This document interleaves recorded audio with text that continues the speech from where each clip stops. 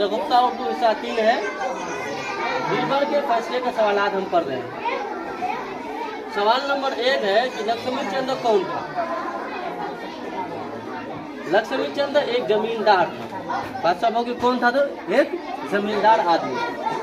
सवाल नंबर 2 है कि धन सिंह अपना हाथी क्यों वापस लेना चाहता था, आखिर वजह क्या थी, वापस क्यों लेना चाहता था।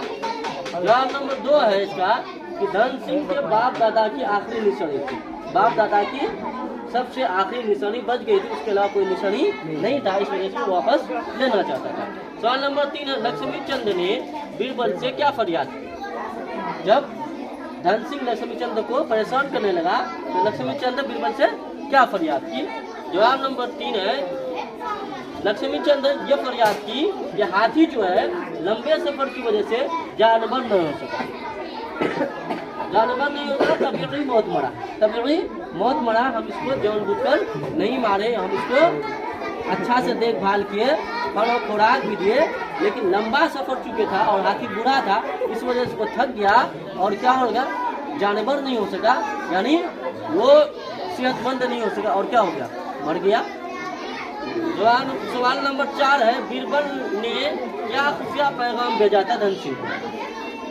जवाब नंबर 4 है उस वक्त तक दरबार में हाजिर हो, उस वक्त दरबार में हाजिर हो जब धन सिंह खुद बुलाने के लिए ना आए, यानी उस वक्त तुम दरबार में हाजिर होना जब तुमको धन सिंह बुलाने के लिए चला जाए, तब तुम दरबार में हाजिर हो।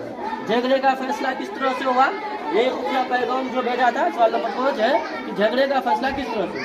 यही जो पैगाम भेजा था कि उस वक्त दरबार में हाजिर हो जब तक धन सिंह खुद बुलाने के लिए ना आए, ये खुफिया पैगाम था।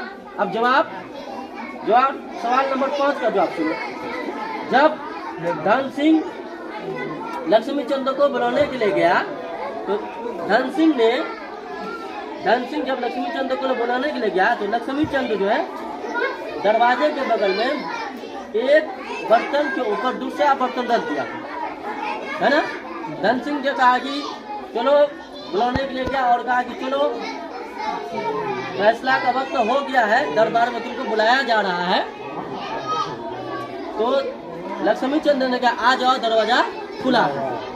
धन सिंह दरवाजा खोला तो बर्तन गिर गया और गिर करके टूट गया। लक्ष्मी चंद कहने लगा कि हमको भी वही हूबहू बर्तन चाहिए।